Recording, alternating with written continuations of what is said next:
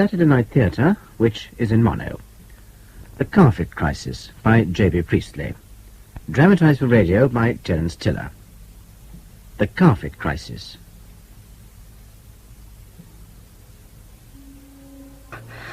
No, Brian, no! Oh, God, what a dream. That really calls for a Scotch.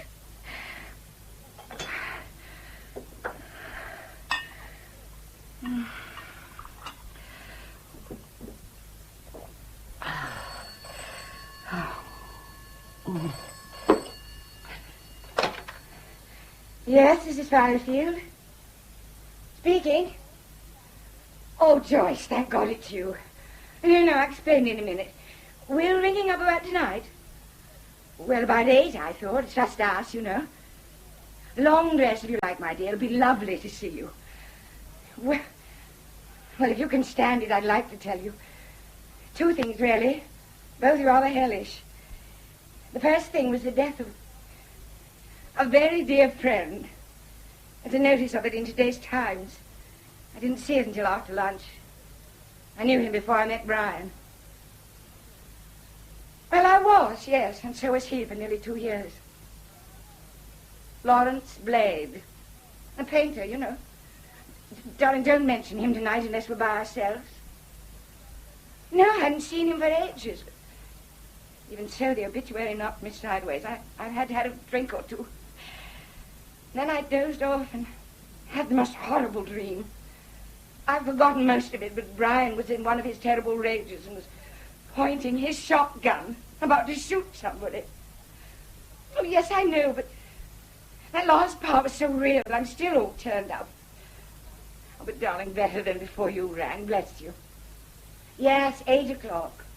Bye, darling.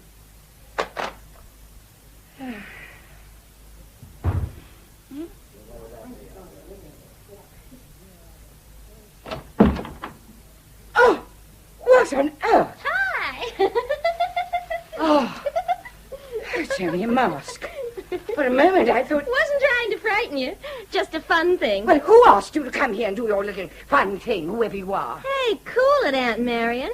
Or should I call you Lady Carfitt? Can't you see it's me, Elvera? You mean you're Elvera Porter, my niece? Wouldn't be here if I wasn't, would I?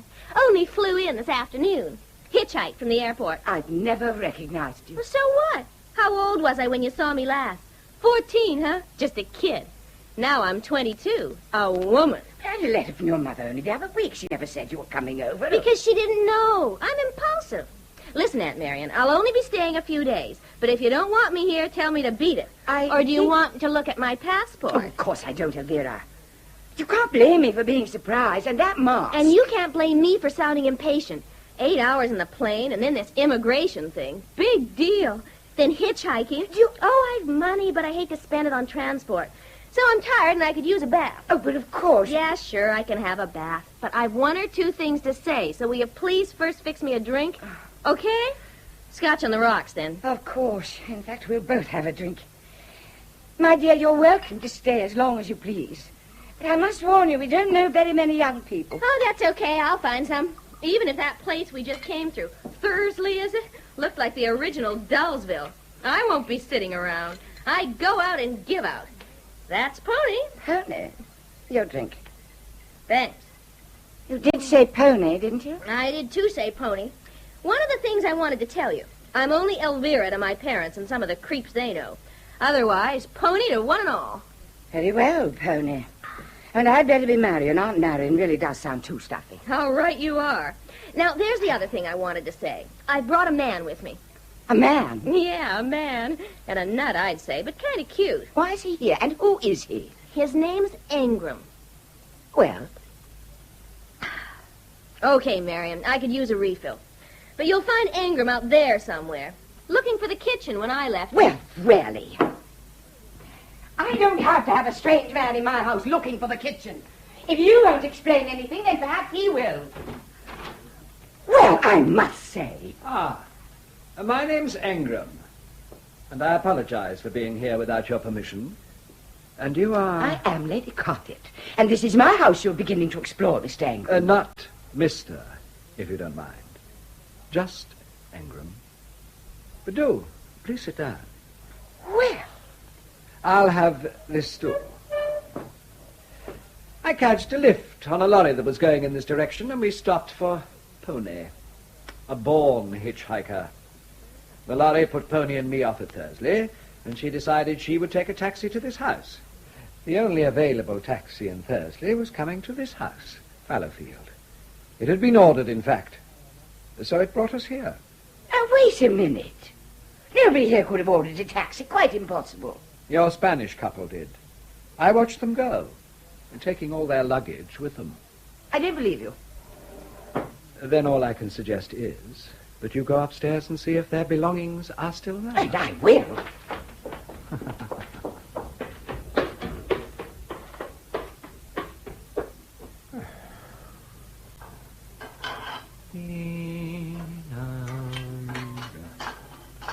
Oh.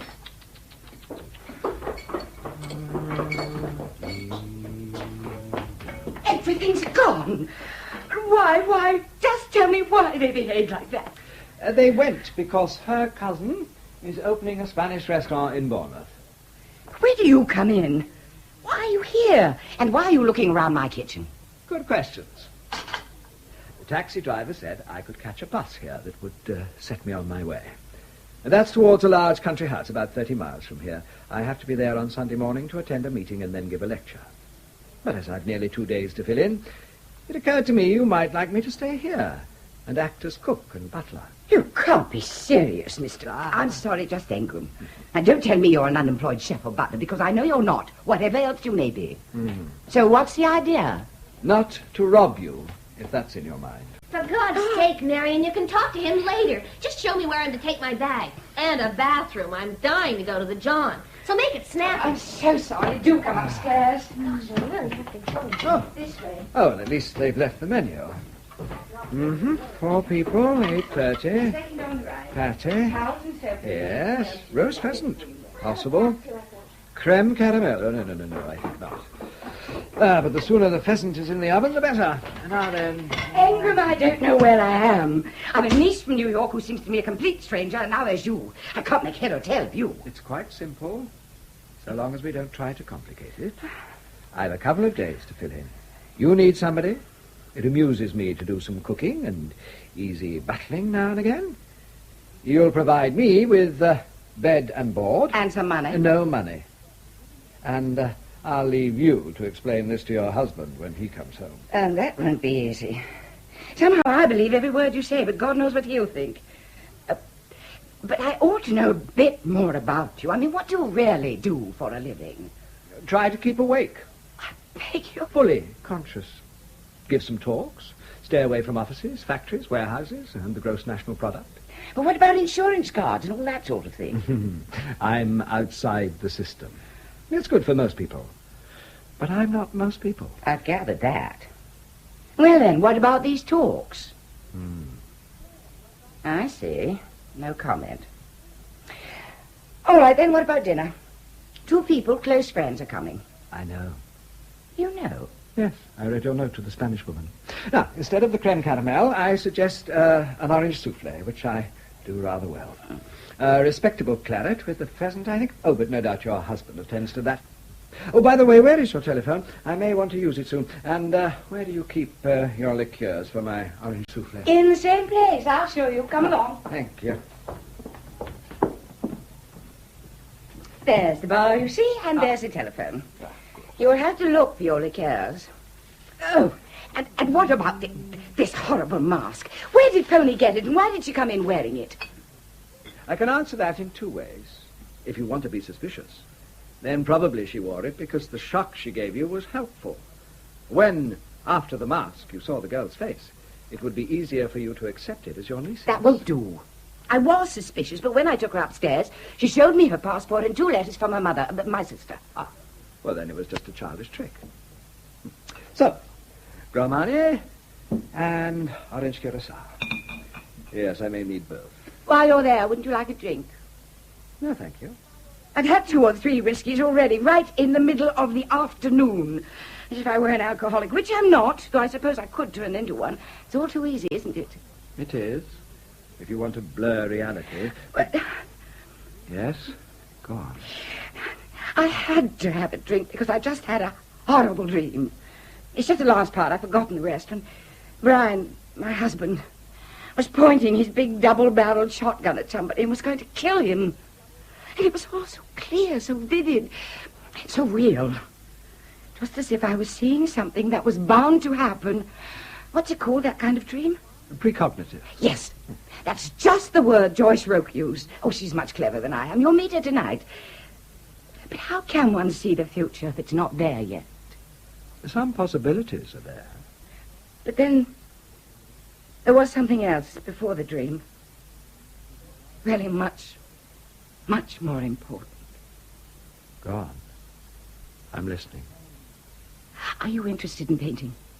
Yes, I am. Then you may have heard of Lawrence Blade. Oh, certainly. I like his work. Well, he died yesterday. Oh. Then I'm sorry. I'm more than that, Engram. Before I met Brian, I was in love with Lawrence Blade and lived with him for nearly 2 years. We were always desperately hard up, and Lawrence wasn't easy to live with, but it was wonderful. As soon as I read that piece about Lawrence in the Times, I remembered so much. All of it heartbreaking.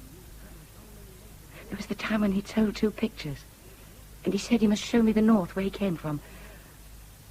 We came in the end to a tiny place, miles from anywhere, with great fells round it. There was only a church, a little pub where we stayed, and a bridge over a river that wasn't much more than a stream. We stood on the bridge, our arms about each other, and dusk falling around us, and the river occasionally flashing white and making a tune for us. And I was never so happy in all my life. And now it's dead. There's only one of us left to remember it. And time rushing away until it's gone forever. Stop. Stop. Before you abandon yourself to despair, encouraging it, luxuriating in it, we might try a little experiment. If it succeeds, it may help you. Whereas what you're feeling now is nothing less than a waste of life. What I want you to do is rather difficult, so please listen carefully, will you? I'll try. Try to recall, as clearly as you can, those moments on the bridge. And while you're holding that scene in your memory, instead of losing yourself in it, you must be deeply aware of yourself recalling the scene. You must remember those moments while at the same time remembering yourself. I couldn't possibly do that. Try. At worst, it's better than crying. I'll do what I can to help. You have to use your will instead of destroying it. Now, try.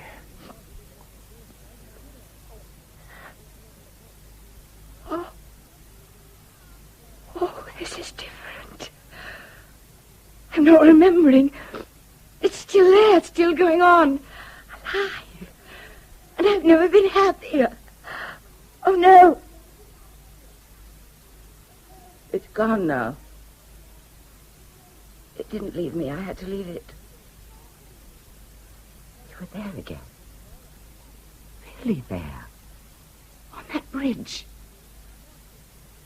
Did you do it? Are you a kind of magician? If I were, I wouldn't need to use the telephone, which I ought to do now. No. It's just that I can sometimes help people to see things, and themselves, as they really are. Oh, try that again sometime, when all's quiet, and you feel ready. Meanwhile, if you'd like to do something for me, would you mind laying the table for dinner? You know what you want and where everything is, and I don't.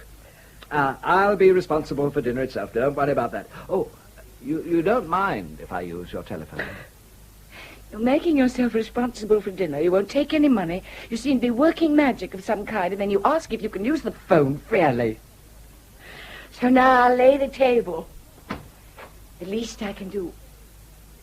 No, Tusker. I want to say something to you before you put the car away. We'll go in here. Right. Hello? Is the phone out of order? Not more than usual. Oh. Thought you were a GPO engineer. Sorry. Visitor. Friend of my wife's, no doubt. Not yet. I've only known her about half an hour. The point Brian, is... dear, please. I can explain everything, and it's very important. Come through to the dining room for a moment. Oh, very well. You wait there, Tusker. What's she going to explain to his lordship in there, or aren't you telling? She'll explain that I'm here to be cook and butler tonight and tomorrow. I know, don't tell me. Them two Spanish onions have scarpered, haven't they? Yeah, I knew they would. Know where they've gone? To a restaurant in Bournemouth. Well, that's one place I don't go to eat in. But I might easily be in Bournemouth at that. I'm turning this bleeding job in. Rather be back on the lorries. This great Sir Brian here, such a bastard. Why don't you like him? I don't like any of them, if it comes to that. Rot 'em all. What they need is Chairman Flaming Mao. But this one 1 minute nice as pie, the next minute shouting his ruddy head off. He'd be happy if he could have you flogged. And listen, if I had more money than I knew what to do with, I still wouldn't invest a fiver in his Wilsley Investment Trust, what he thinks makes him such a big shot. Not a single quid I wouldn't. Too erratic, that's what he is. Too erratic. But here, who's the blonde bird I saw looking out the bedroom window just now? Niece from America. Likes to be called Pony. That's a pony I might have a nice ride on. What do you think, eh? I don't. Not interested. Well, maybe not your age. But me, I believe in having it while you can enjoy it. Enjoy what, Tusker? A private conversation, if you don't mind. I tell you what I do mind, Tusker, and I've had quite enough of it.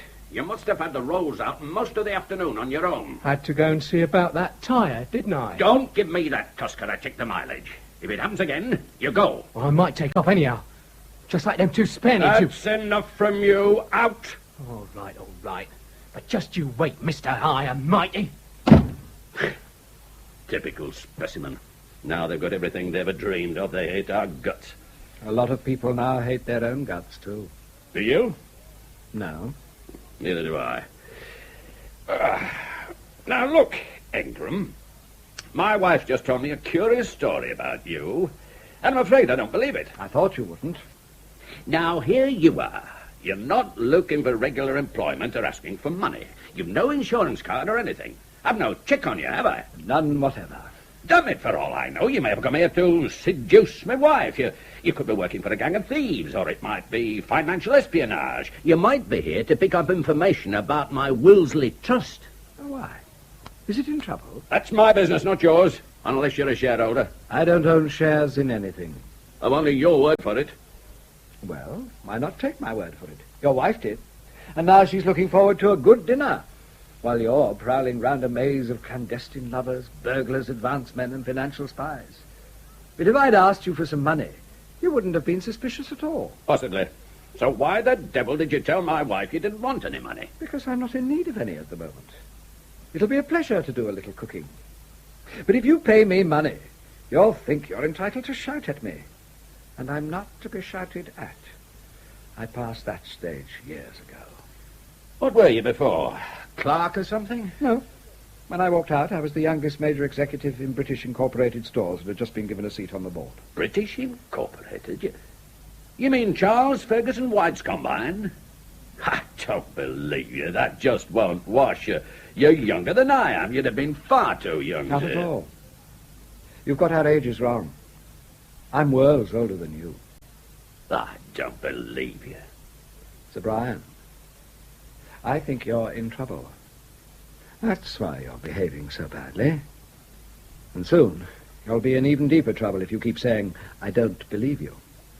Oh, well, we'll change the subject if you don't mind. We've a couple of guests, and I want some dinner tonight. Use the phone if you like. Later, I want the line kept clear. Might be one or two important calls. I'm going down to the wine cellar. After that, if you feel you can leave the kitchen for a few minutes, I'll be going upstairs and I'll show you your room. Second floor, I'm afraid.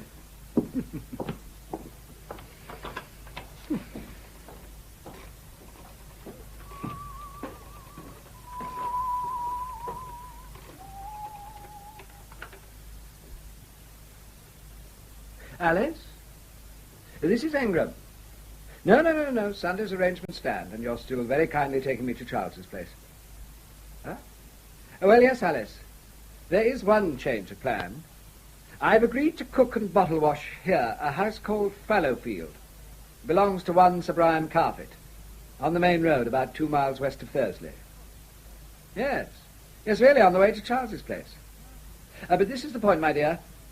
Would you mind calling for me quite late on Saturday night? Sure? Bless you. Yes, better warn Charles. No, Alice, I plan nothing at all. No experiment in disturbing this time. Though, of course, it might be necessary. But so far, I'm just curious. That's why I don't want to leave earlier tomorrow. And you really don't mind his being so late? Ah, good. Bye, my dear.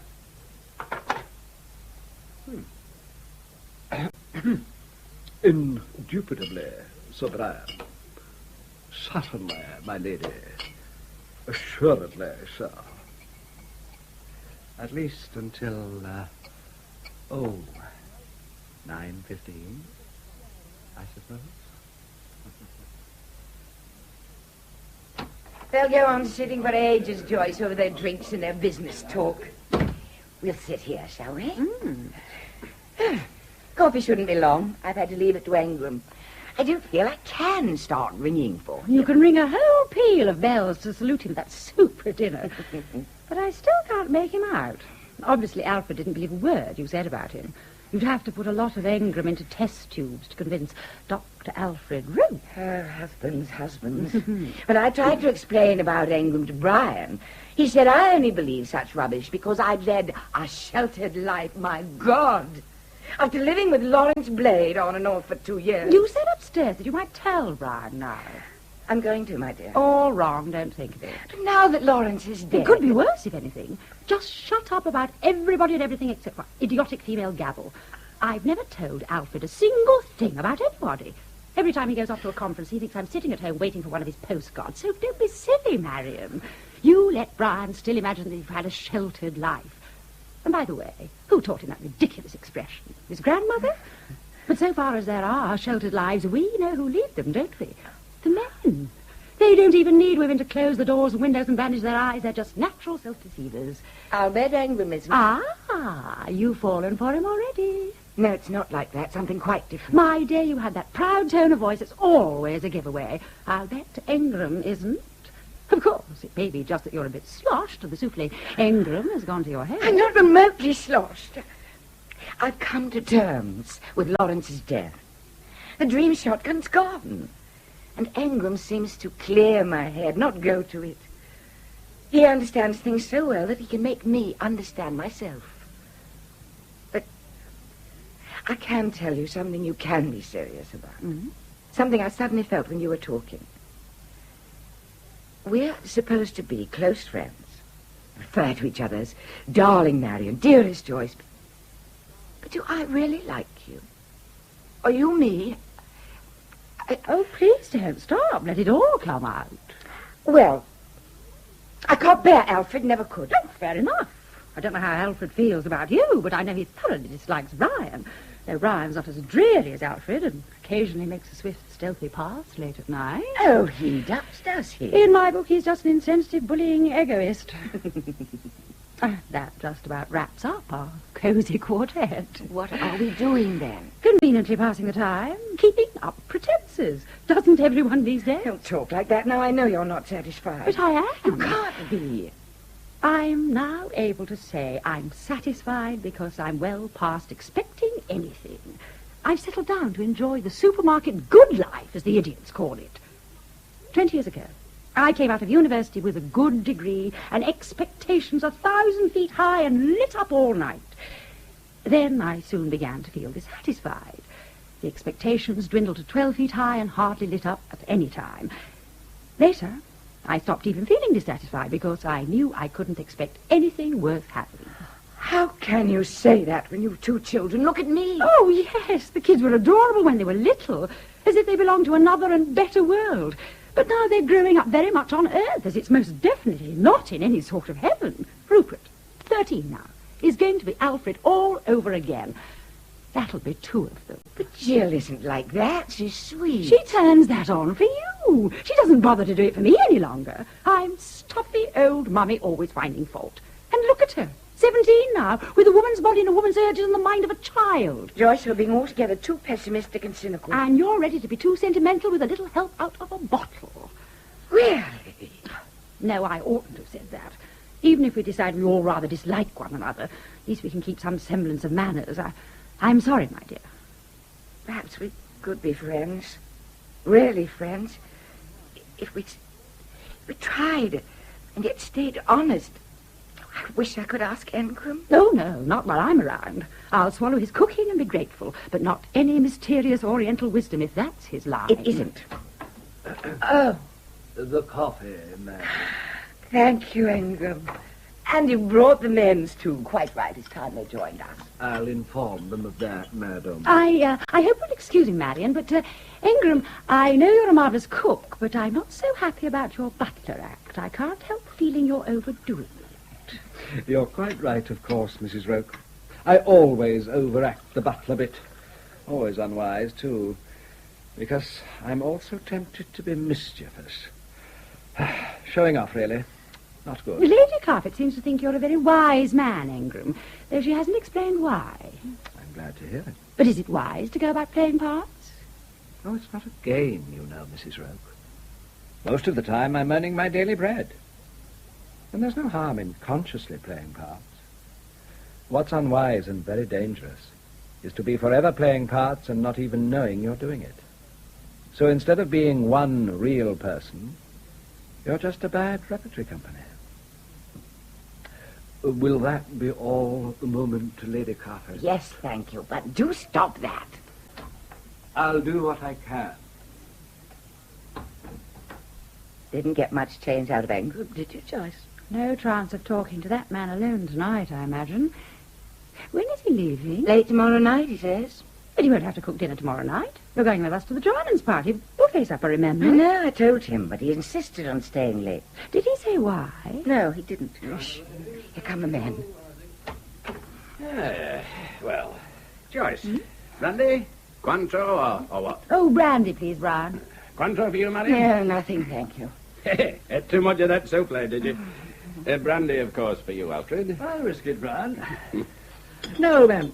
Just let me make my point. I'll put it this way. After all, I'm a scientist. Oh, you were, once. Was it?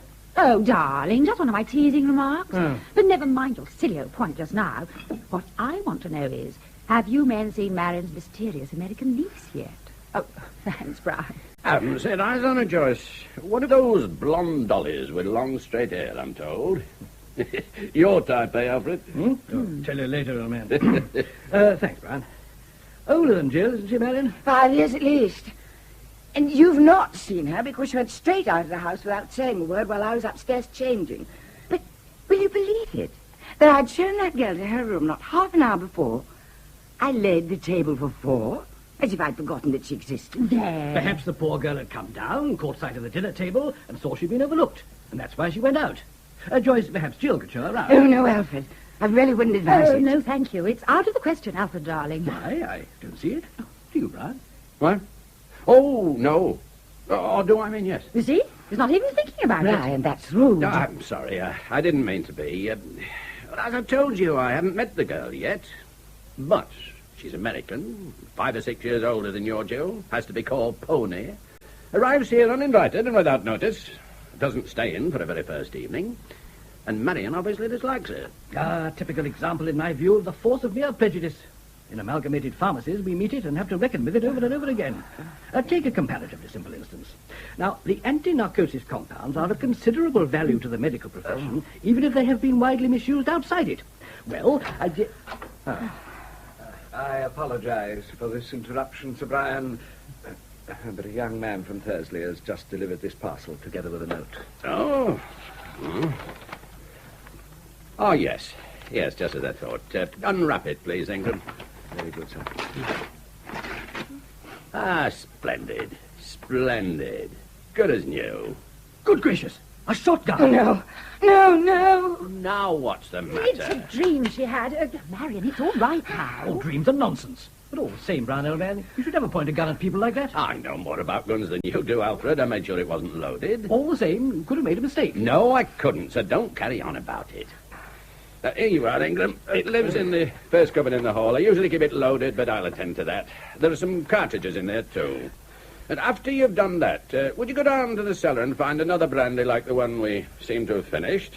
I'd go myself, but, well, I've a little radio interview coming on soon, and I want to hear it. All right? Well, nearly. I'm a little uncertain about the brandy. Like this one. You go ahead, Engram. I'll bring it. Oh, very well. Engram, I'm frightened. You know what I mean. Of course. But you may have seen in your dream what you've just seen now.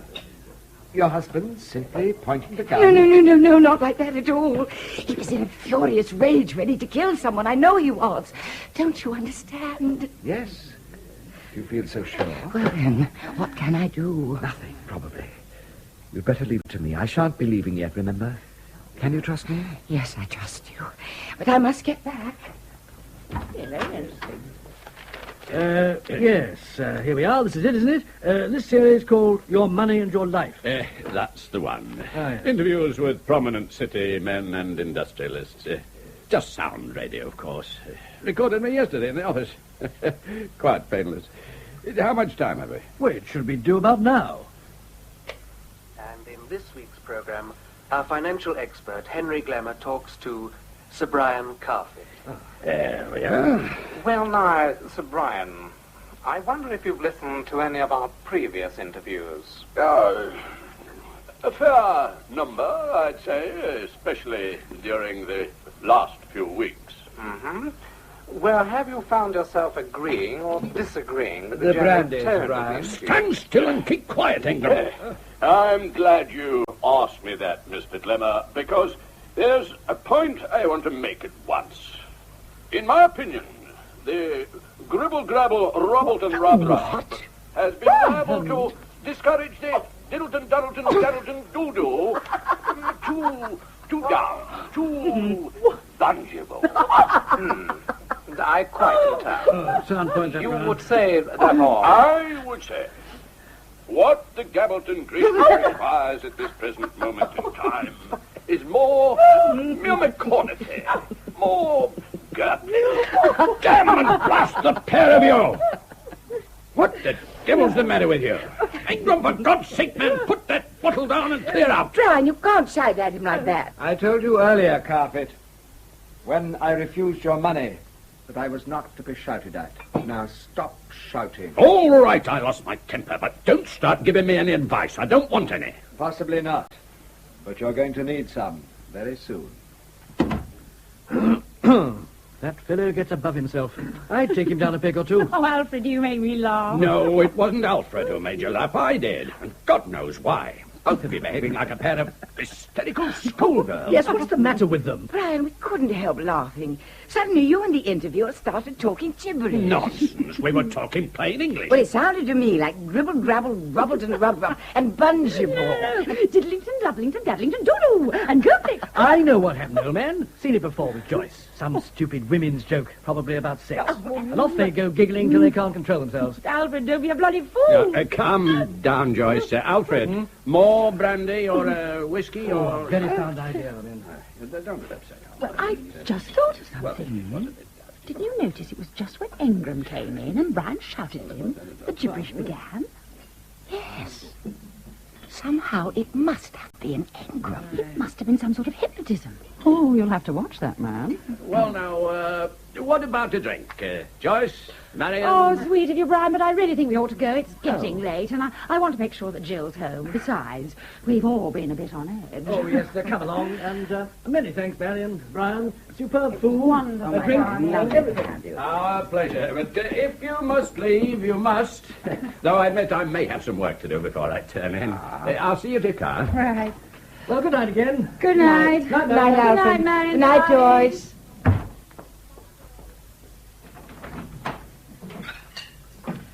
Oh, Engram, I'd help you with all those dishes, but I must have a serious talk with Brian before I go to bed. So, will you please keep out of the sitting room? Yes, of course I'll keep out.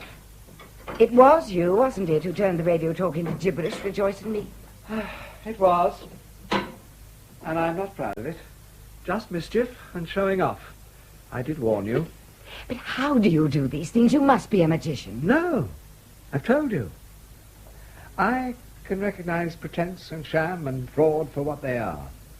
And sometimes I can make other people recognize them too. Yes, I will keep out.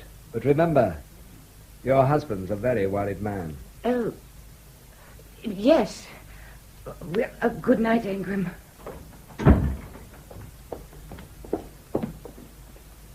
Oh, God, what an evening. Oh, thought you were turning in, Marion. I want to talk to you first, Brian. Close the door. Won't it, Kate?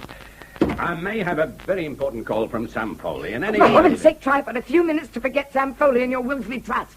And listen to what... Don't start telling me to forget Sam Foley. I wish to God I could, and the trust. But you might as well know that we're living with a time bomb ticking under us. On Monday, it may go off and blow me and Sam Foley and the Wilsley Trust into the headlines and into the law courts. Now, that's how dangerously we're living. Touch and go, and probably go, unless we're lucky. You're not frightening me, Brian. But I'm not as clever as I thought I was. So, it may have to be luck. And that may be running out. You want a drink? No, nor do you. Seems to me I do. Well, go on, I'm listening. Now I'm wondering where to begin. Oh, a confession, is it? Sort of a one. I know I haven't chosen a good time to come out with it, but I'll never have any peace of mind if I didn't tell you the truth, Brian. Well, a man died yesterday. His name was Lawrence Blade. He was a painter, quite a good one. I knew him before I met you. I fell in love with him. For nearly 2 years, on and off because there were quarrels, I lived with him. I knew he'd no intention of marrying me, but I didn't care. I was so much in love with him. But then he said he'd had enough and was going to live in Paris. After a few days, I went to find him. I didn't even know where he was living in Paris. It took me a week to find out. One of the worst weeks I ever remember. Anyway, I found Lawrence at last. He was already living with an American girl, another painter. And they made it quite obvious that I was just a nuisance. I crawled back home. Yes. A very nasty experience, Marion. But you don't need to say any more. I know the rest. Your father died and left you a little money. You joined your cousin, Violet, who had a flat in Knightsbridge, where I met you. And where I was cousin Marion from the country. My God, I can't remember whether it was you or Violet or me who first trotted out that phony pseudo-Victorian sheltered life nonsense. Hi, Oh. You must be my Uncle Brian. I'm Pony. How do you do? Back from Dullsville, where the action isn't. Hitchhiked in and returned on the back of a motorcycle. Marion, no breakfast. Can't face it, but can always take some coffee about 11. You two staying in tomorrow night? No. We're going to a party given by some neighbors. I don't think you'd like it. Are you kidding? I'd have to be gagged and bound and dragged by my hair. Bye for now. Cheeky little madam, I'd say. It's not worse. I can't bear her. But never mind her. It's you I'm thinking about. I thought I understood you. But now I see I don't. I nerved myself to confess to you about Lawrence Blade. Certain you'd be furious. But you're not even mildly surprised.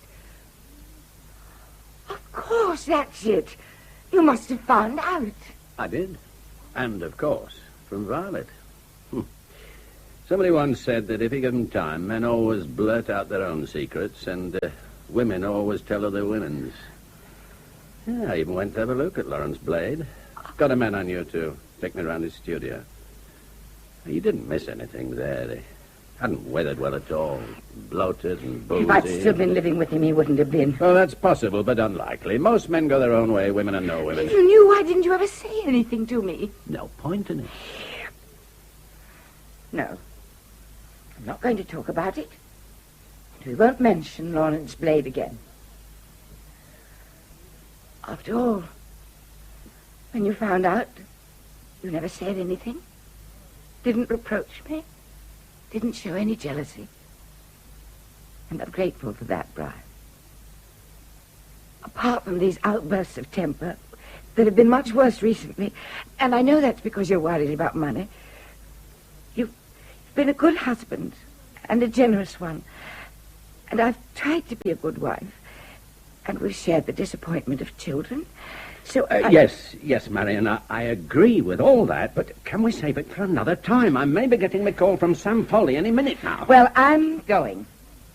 And I'm making up the bed in your dressing room. Quite right. I may be up late.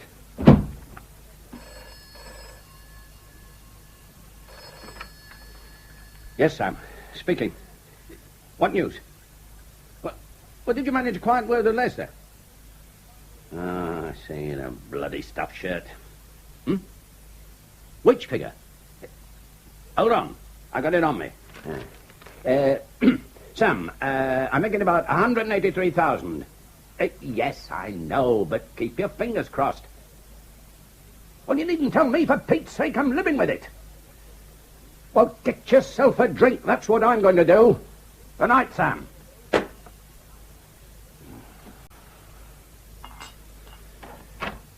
Hi again. How about one for me? Oh, I thought you'd gone to bed. Still, I can't refuse you a drink, I suppose. Haven't got any Coke, though. Coke up yours, big boy. Scotch on the rocks, and don't spare the scotch. God, it was a drag tonight. No action, no speed, no acid, not even grass. Grass? Joints, pot, reefers, marijuana. Yeah, here's your drink. Thanks. And, Pony, if you talk like that in public round here, you could soon be in serious trouble. That's what Jock said. But I've been around. I can take care of myself. Jock? Jock Tusky, your driver. Or should I say chauffeur? Not much longer. Hadn't one of my cars out, had he? No, I told you how I got there and back. He picked me up in a bar. I see. Well, if you'll excuse me, Pony, I've some work waiting here. Now, listen. I'm disappointed in you, man. When I looked in earlier, I said to myself, this Sir Brian's quite something. And he's not really related to you, Pony. Get me? What do you mean? Don't be so goddamn stuffy. Relax. Like this. Oh, you cheeky young devil. What are you trying to do? Seduce me? I might start trying at that. I wouldn't advise it. No? You know where my room is. Opposite end of the corridor from where you ought to be. By the way, Pony, in my circle, we kiss. But don't tell. Relax. In my circle, we don't stick around. Hell, we're wasting lovely time, man. You can have a quarter of an hour to kid yourself you're doing some work. And then, be seeing you. Good God. If it won't disturb you, I'll start clearing up in here.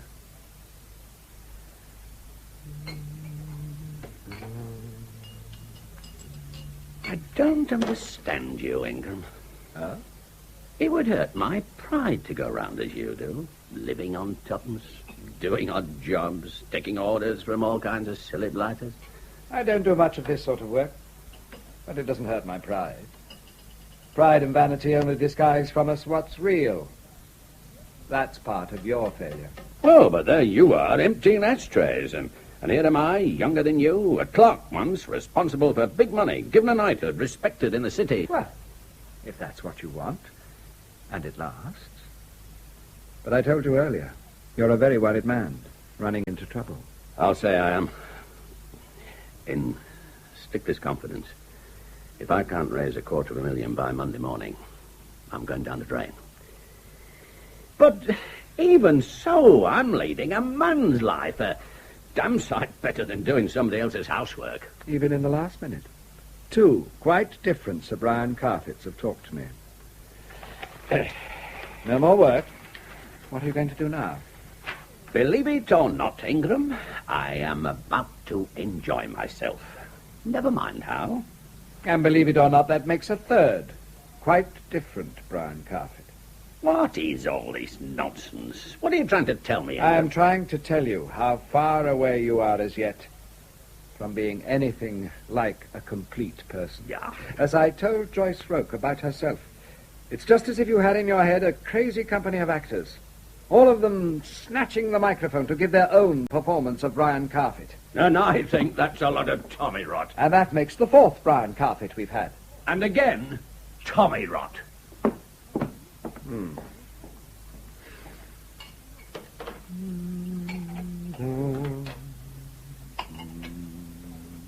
Engram, Yes?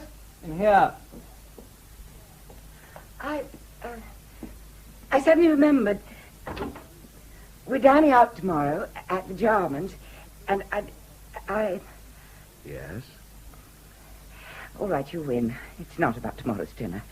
I really came down to tell you that Brian's just gone into that wretched girl's bedroom.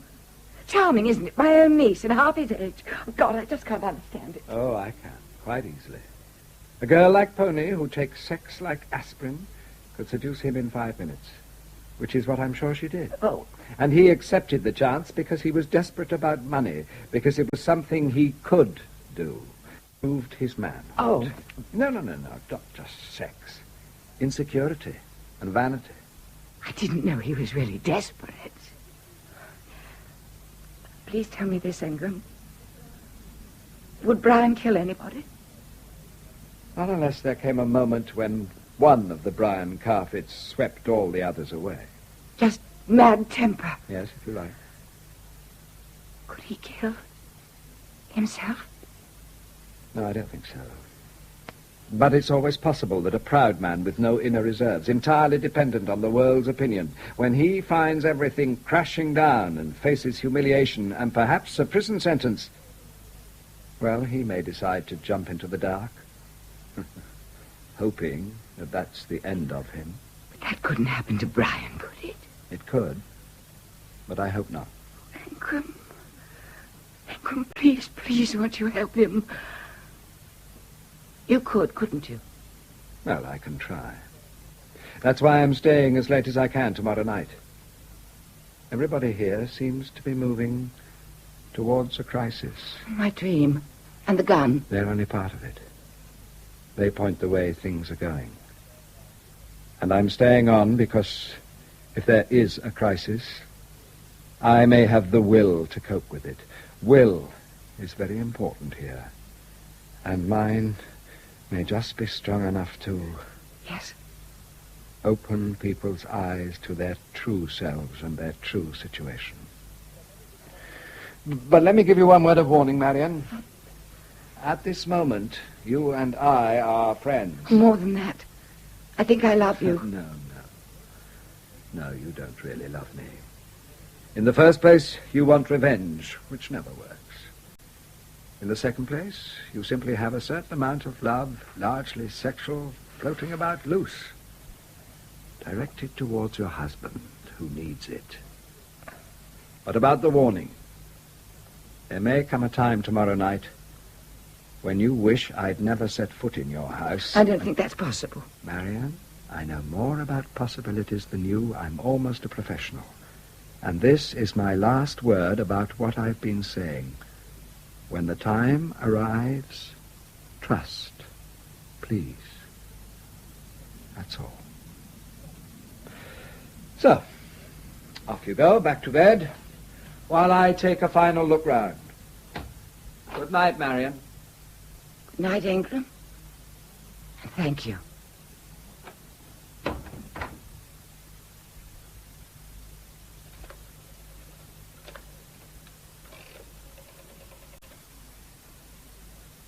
Ah, Joyce, hope you weren't in the middle of dressing for the Germans. Ah, good. Well, I haven't seen that blasted chauffeur of mine since yesterday. I'll kick him out when he does turn up. And, you know I've given up driving if I'm going to do any drinking. Well, yes, Joyce. That is what I was going to ask. If it'll be no trouble to you. Well, if you could then, stay just pick us up here in a few minutes. 6 o'clock? And bring us back afterwards? Engram, eh?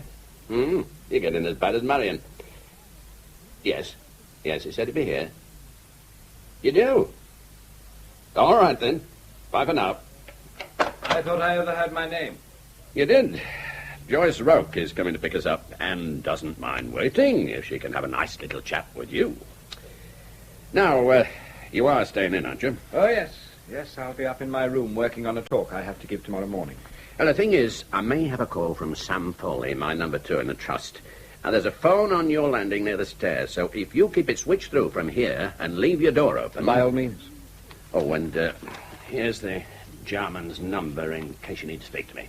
All right? Why not? Right. I'll go and change.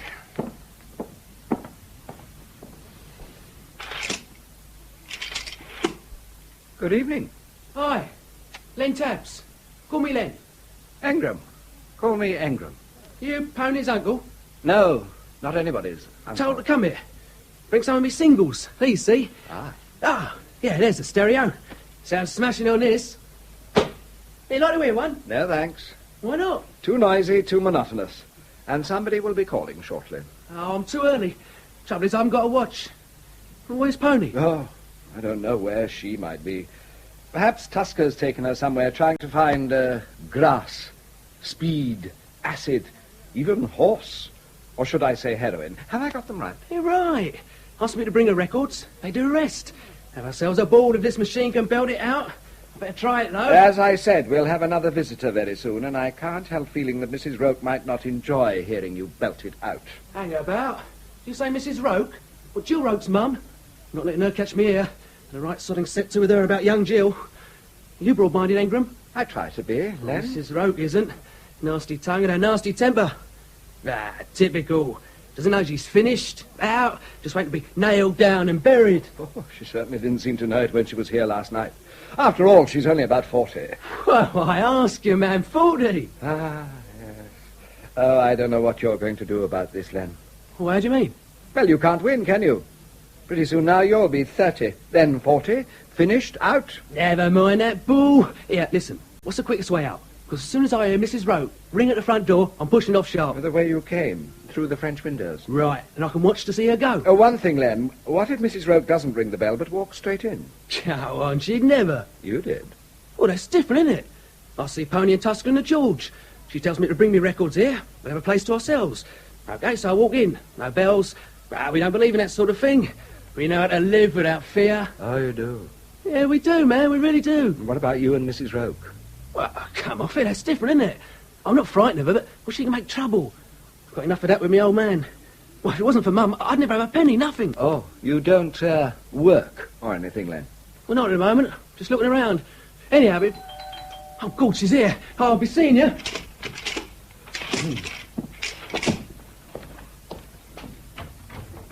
Good evening, Engram. How are you? Good evening, Joyce. Can I get you a drink? Something light as you're driving? But you want it, please? And I wish we'd give ourselves something. I dashed over specially so that we could talk. A most handsome compliment. Well, we're leading a quiet life here at the moment. Ah, you are having one, too. Good. And sitting down, too, I hope. Why not? Is it going to last? What, the quiet life? Probably not. Oh, thanks. Perhaps you came here to upset it all. Certainly not. I came here by accident. And what about the girl you came with? Completely unknown to me an hour before we came here. Yes, I know. Marion's told me all about that.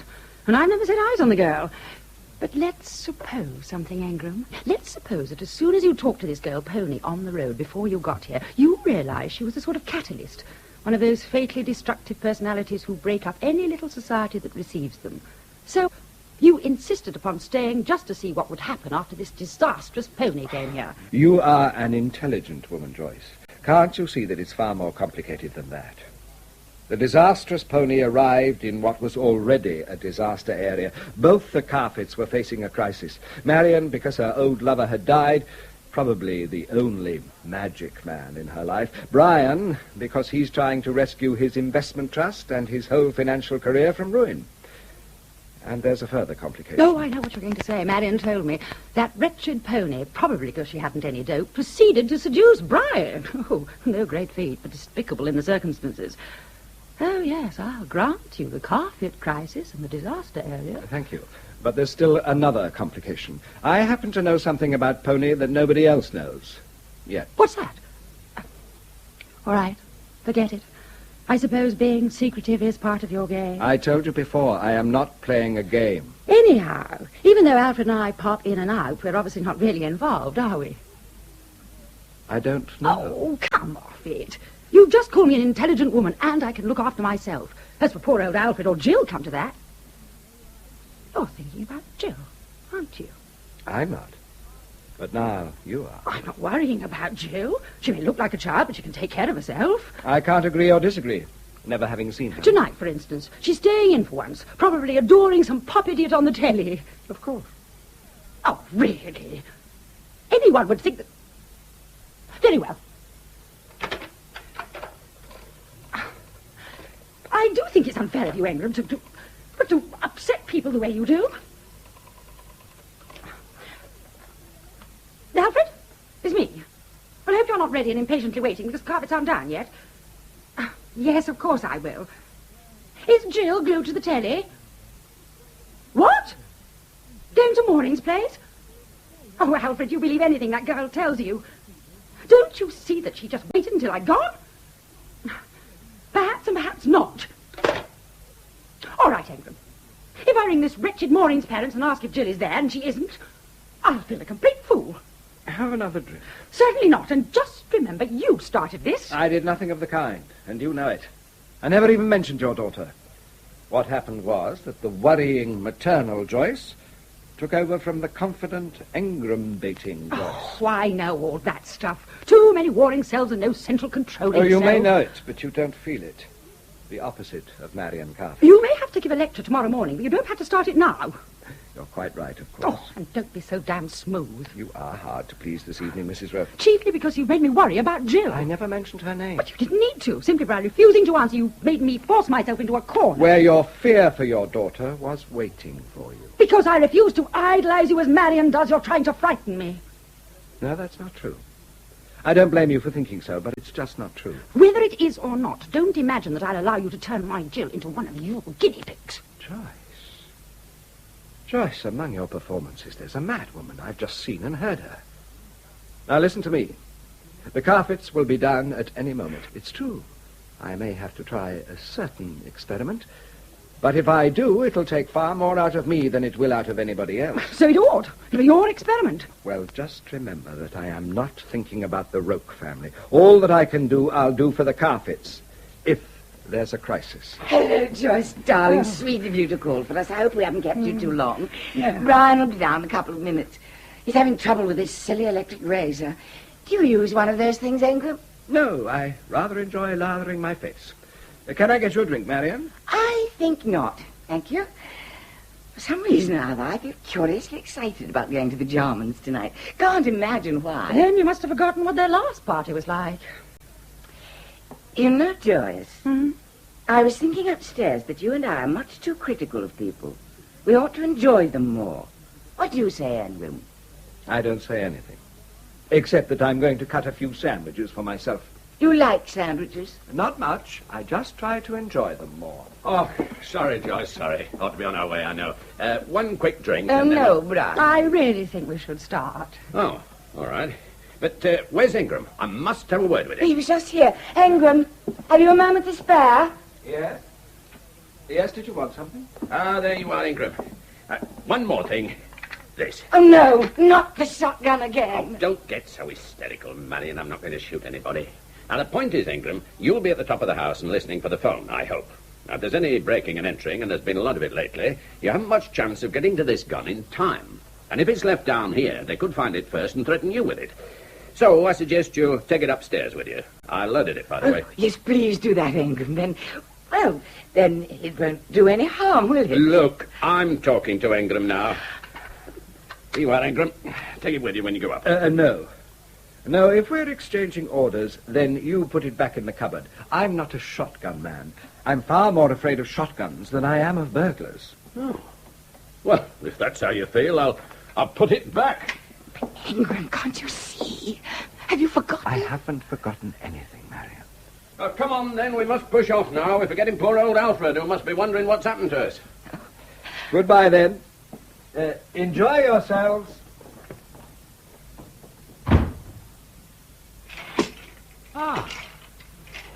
Hello there. Hello. Heard 'em go. Lovely. This is young Jill Roke. Ah, Jilly Dilly. Hello. Now, what about you? What about Miller? Well, I mean to say, when the other two come and we get started, well, you're not going to keep coming in and interrupting things, are you? No. I'll be up in my room working. Well, that's okay then. Because I meant to tell you before, I'm harmless, but if Jock Tusker gets steamed up, he's apt to be rough and tough. And don't forget that he's finished here. Told me so last night. And the pony, well, smashing bird, of course, but seems to me halfway up the wall. I mean to say, I've got some sense, you know. Ah, well then, you take care of it, lad. I've an idea. You think I'm wet? Wettish, I'd say. But you could be dried out. What, and then be like my dad and his pals. No bloody fear. He's having you on, Len. Not me. I rumbled him from the start. Here, I'll get a record going. Well, I've got work to do. Keep this door shut.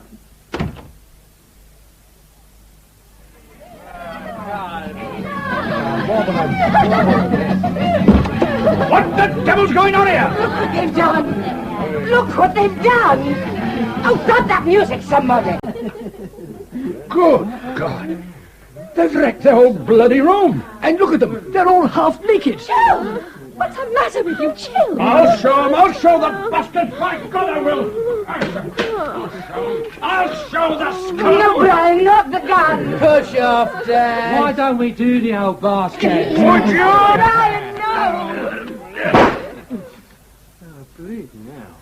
Carfitt. Give me that gun. Thank you. Marion, put it away, please. This is all your fault, Andrew. Why did you allow it? Yes, I'm furious. I told you would be. But I didn't undertake to stay here as a children's nurse. Now, both of you, keep quiet and listen and watch. Now, the rest of you.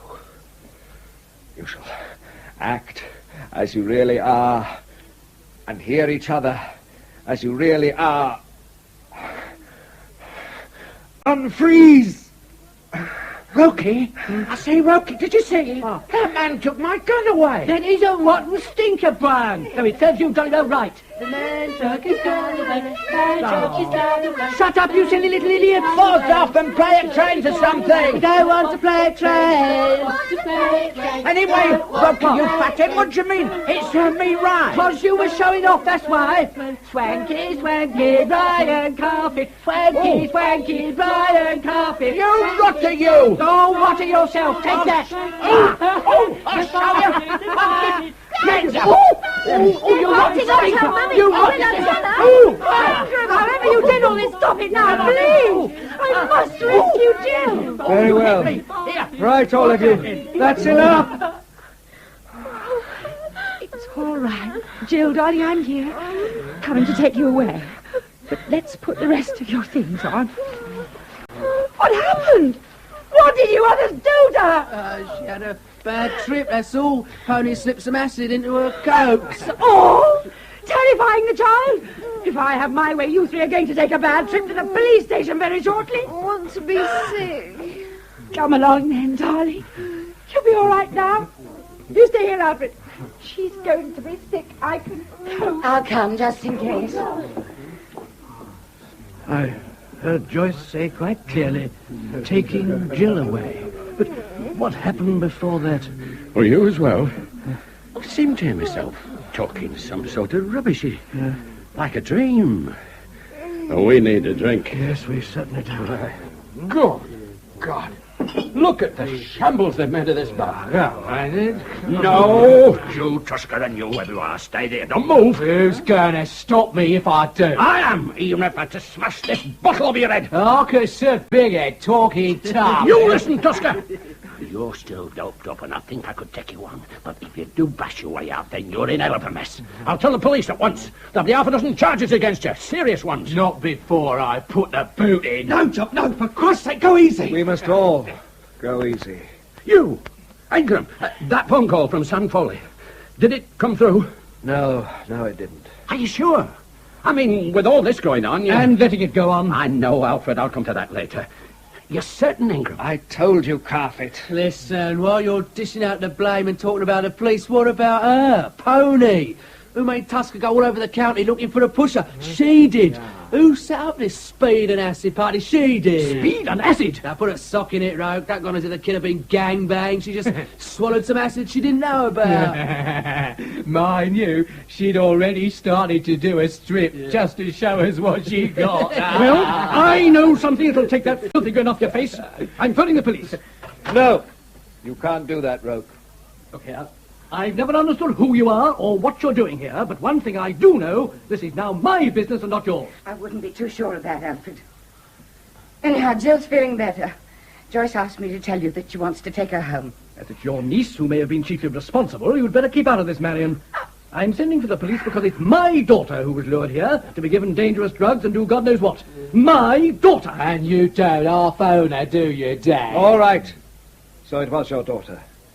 But if you bring the police in, your daughter will be in it up to her pretty little neck. Set those wheels in motion and you can't stop them. You'll be putting your Jill through a mincing machine. I shan't allow that to happen. I shall stop it somehow. You can't, you know, Alfred.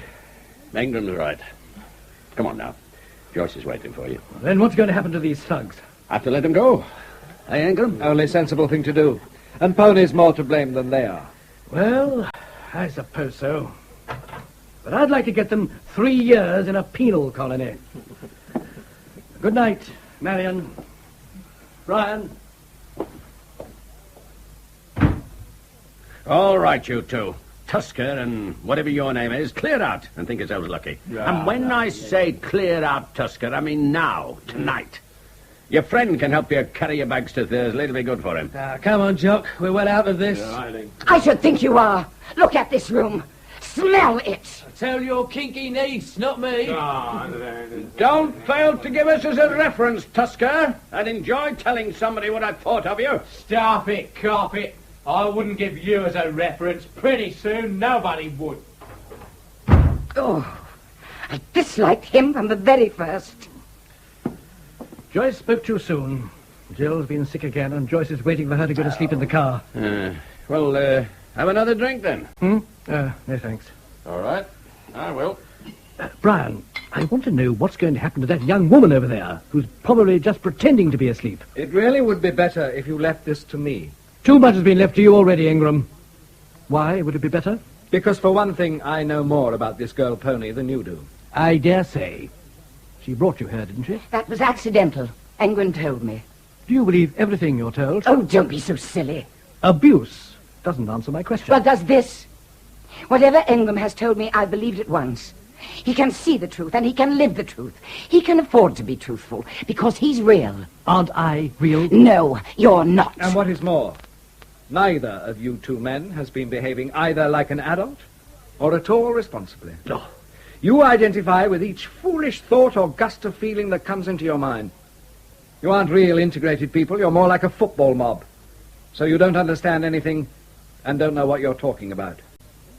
Oh, yes, I foresaw most of what has happened. I used such powers as I possess to force truth out into the open where you could recognize it.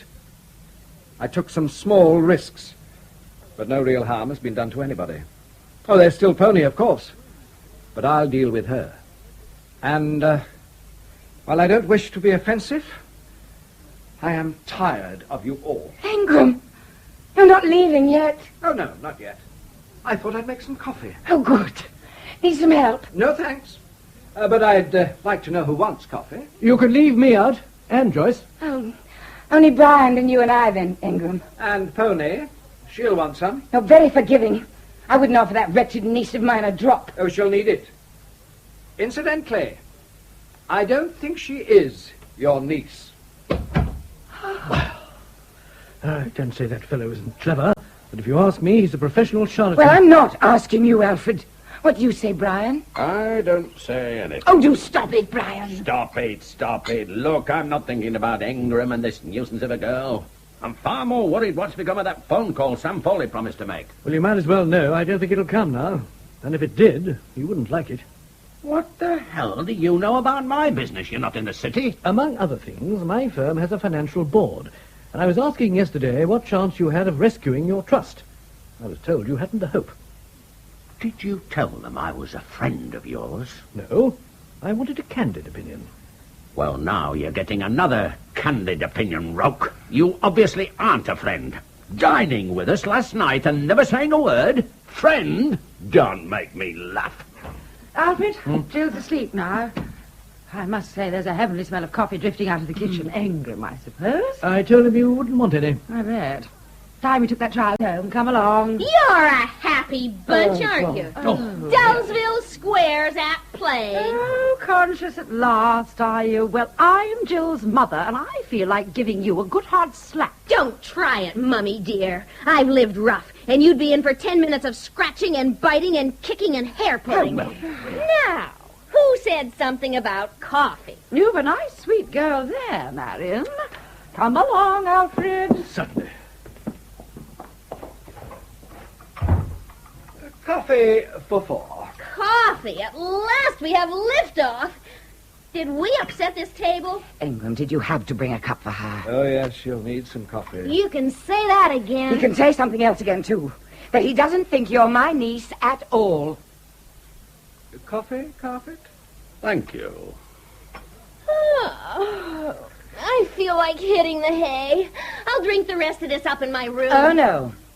If Engram's right, you won't have a room. He's only guessing, Aunt Marion. Aunt Marion again, is it? Tony, if you'll stop bluffing, if you'll be honest, I'll do the best I can for you. Thanks a lot, but I don't know what you're talking I about. asked you to stop bluffing. Give me the letter, Pony. What letter? What are you talking about? This is your last chance, Pony. I know you have the letter. What letter is this? An American airmail letter addressed to Marion. It came late this morning when Marion had gone upstairs, so I left it on the hall table. Pony came down about 10 minutes afterwards, and the next time I looked, the letter had gone. I knew Pony must have taken it. Now, Pony, the letter. Okay, you win. I lose, as usual.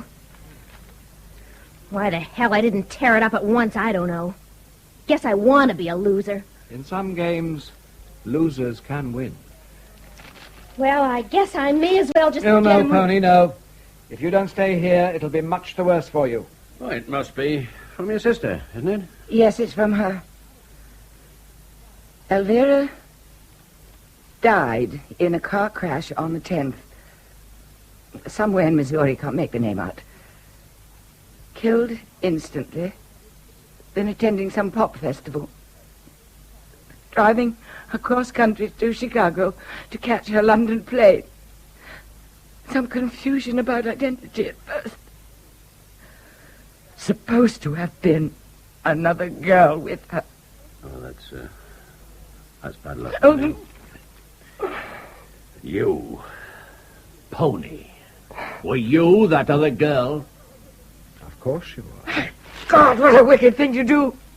She must be thoroughly evil. I don't suppose so, Marion. Very few people are, especially in their early 20s. Now, Pony, tell us the whole truth. Okay. I'm Bridget Moore Molansky. Mother's Irish, Dad's a Polak. Now listen, I'm in San Diego for this pop festival, and I'm broke. I meet this Elvera Porter. Same age, don't look very different. She's got a good old Buick, wants to make Chicago as soon as she can. Will I help her driving? Fine. I don't like Elvera. She doesn't like me. So what?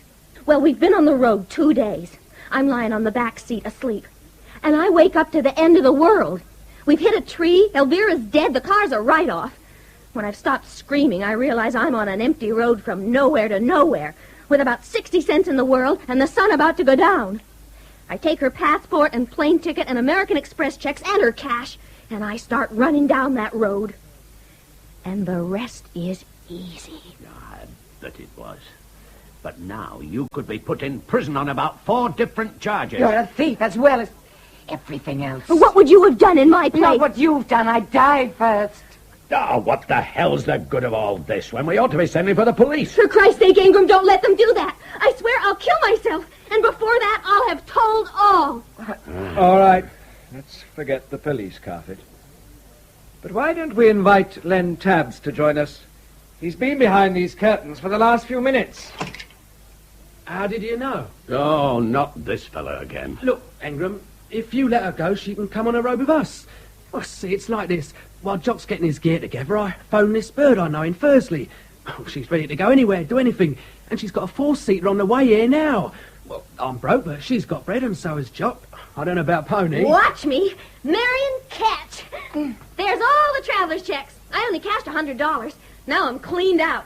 Passport's upstairs. I'll just collect one clean shirt, another pair of jeans, and my toothbrush. Can I go? I don't know. Brian? Let her go. Hang on a minute.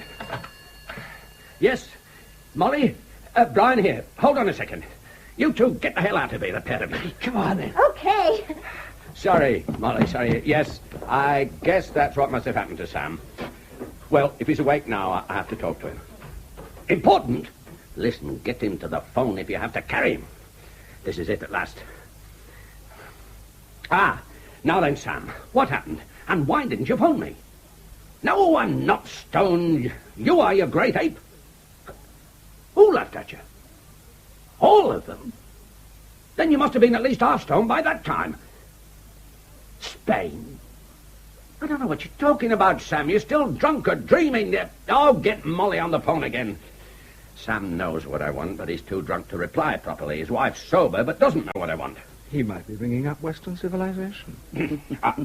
Sorry about this, Molly, but I'm not making sense out of Sam. What was that about being laughed at? Some sort of clowning? Business? Good God. What? You sure it was afterwards he started drinking hard? But what's this nonsense about Spain? Tomorrow? Well, he can't do that. Holiday be damned. He's running away. He's ratting on me. So I hope you have a nice holiday. And that he drops dead.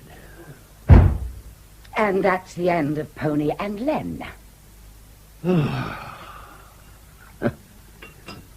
Even $250,000 by Monday morning would have saved us. Now we go down the drain. They'll strip me clean. Not as clever as I thought I was. Marion, answer that, would you please? It'll be Alice Brock calling for me. Tell her I'm all ready, but I need a few more minutes here. It's for Brian's sake, isn't it? Yes. And yours. Engram, probably the best thing I can do now is to take that gun and blow myself out of this bloody mess. It doesn't work. And stop thinking about yourself, Carfitt. Believe it or not, I'm thinking about those 30,000 people, mostly badly off, who put their savings into my Wilsley Trust. Hold on to the Carfitt who spoke then. Stop all the other Brian Carfitts who want to talk. Oh, look, man, I'm not in the mood. Oh, damn your moods. Keep thinking about those shareholders. I'm going to try something I've never tried before. Just stay there and keep quiet. Look at me. For God's sake. Where am I? I shot somebody. Tusker. The police are asking questions. No, I'm putting the gun into my mouth and my finger's on the trigger. What? No. I'm going through the office, telling myself I can't go on. And now somewhere else. A different office, answering questions. Somewhere else again now. One old man. What? Why? It's old Ferguson White. Hold it. And remember those 30,000 shareholders. Now, Carfitt, you're talking to old Ferguson White. Look. Listen. So, Carfitt, having gone round the city cap in hand, you're trying me, eh? Why? Just tell me why. Because there are 30,000 people who put their savings into my Wilsley Trust. And didn't know you were nothing like as clever as you thought. I know. Could have told you. But you'd never have believed me. But what are you thinking about now when you're trying to scrape together another $250,000? I hope you'll believe me when I tell you I'm still thinking of those people. Ah. Well, then you'll do, Carfitt. Take a walk round my garden. I may have some telephoning to do. I think you'll need a bit more than $250,000, my boy. Off you go. You really mean, Sir Charles, you'll... Wake up. Oh. I thought for a bit I was talking to Ferguson White. What a lousy, rotten trick to play when I'm feeling hopeless. Oh, you're going so clear out now. Out! Oh, I'll be gone in just a few minutes. But we're back to the shouter, aren't we? You probably shouted yourself into this mess, but you'll never shout your way out of it. There's no need to rub it in. It would take a miracle now. Well, what's all this? That was Alice, I take it. Yes, and what a lovely woman. She's given me her London address. And where you're going now, Sir Charles Ferguson White's house. Ferguson White? Well, you're going to his place? Yes. I told you last night that I worked with him years ago. Now we're old friends. Like so many very rich old men, Charles is all too often bored and melancholy. He doesn't believe half I say, but the other half fascinates him. Then you weren't fooling me. You think I might have a chance to talk to him? Oh, my God, if only I could. I'll tell him about you. Then you and Marion can drive over for lunch tomorrow.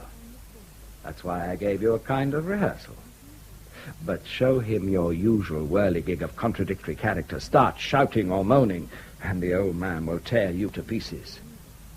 Just show him one decent, responsible Brian Carfitt, and he'll help you.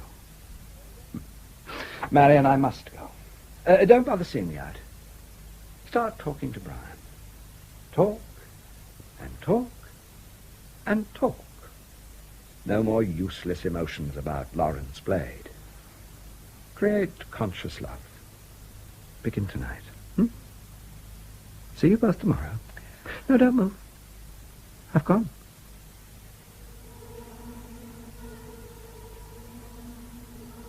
Brian, come and sit by me. Engram said he wanted us to talk. And I want us to. Do you? Yes, love. I think I do. We haven't talked, really talked, for a long time.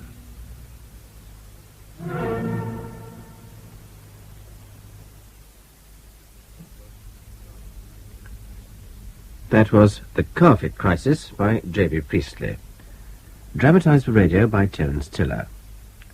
Engram was played by Michael Spice, Lady Marion Carfitt by Margaret Robinson, Sir Brian Carfitt by Ronald Badley, Joyce Roke by Shirley Dixon, and Alfred Roke by Peter Tuttenham. Lisa Ross played Pony, Henry Knowles Tusker, Peter Craze Len Tabbs, and Mary Nelson Jill. The play was directed by David Johnston.